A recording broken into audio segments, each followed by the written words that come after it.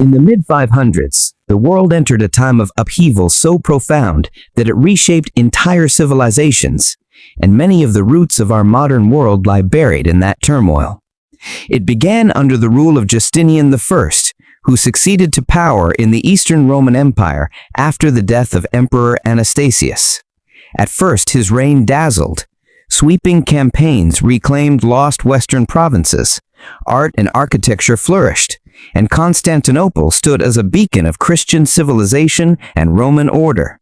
But beneath that facade of triumph, forces were gathering that would shake the known world to its core. In 536 AD, the first shock struck. A massive global climate anomaly, likely triggered by one or more volcanic eruptions, darkened the sun and plunged the northern hemisphere into sudden cooling. Summers lost their warmth, crops failed, and famine spread across large swaths of Europe, the Middle East, and North Africa. Many contemporaries described a sun shining dim as the moon, a chilling omen of social collapse. The resulting scarcity weakened empires, undermined food security, and prepared the ground for yet deeper disaster. Barely 5 years later, in 541, the world was hit by the first documented outbreak of bubonic plague, later dubbed the Plague of Justinian. Originating in Egypt and spreading along trade routes, the disease quickly reached Constantinople by 542. The historian Procopius reported catastrophic death tolls. In the densely populated capital alone, up to 10,000 people per day may have died at the height of the outbreak. In its wake, roughly half the city's population vanished. The plague didn't respect borders.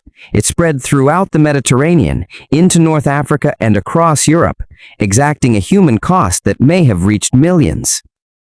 As if nature had not done enough, society began to unravel from within. In 532, the Nika riots erupted in Constantinople.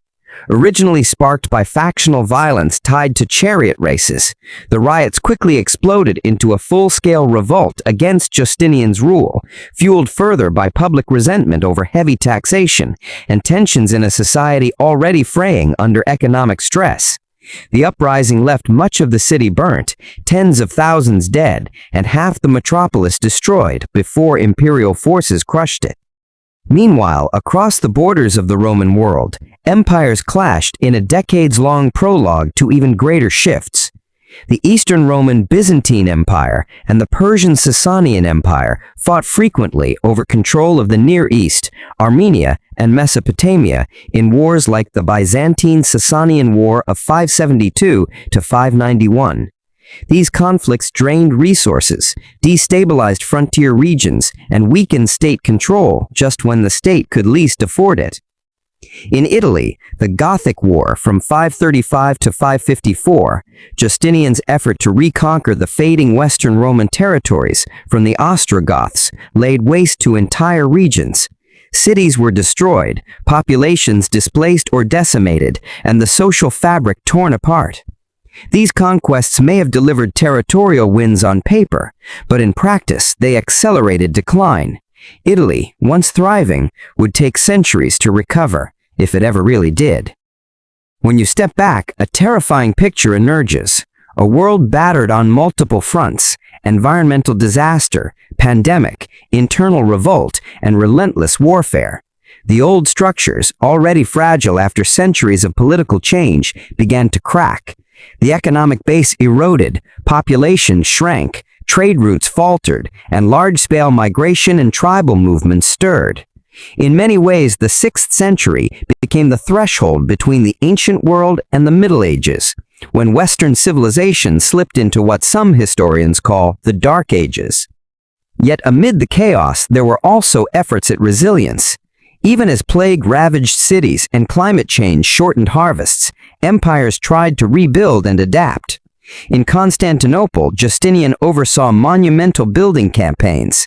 Elsewhere, local rulers and frontier communities reorganized, and some regions slowly recovered stability. But the old world order had been irrevocably shaken. The stars of the 6th century would shape centuries to come. The decline of classical institutions, the reshaping of religious and cultural boundaries, and the transformation of demographic patterns. In that one century, we see how nature and human choices together can upend empires. The 6th century wasn't just a bridge, but a breaking point, a moment when every assumption about power, stability, and civilization was tested. It offers a powerful lesson. Even the mightiest civilizations can crumble when drought, disease, conflict, and famine strike together. And that's something worth remembering when next we think about how fragile human societies really are.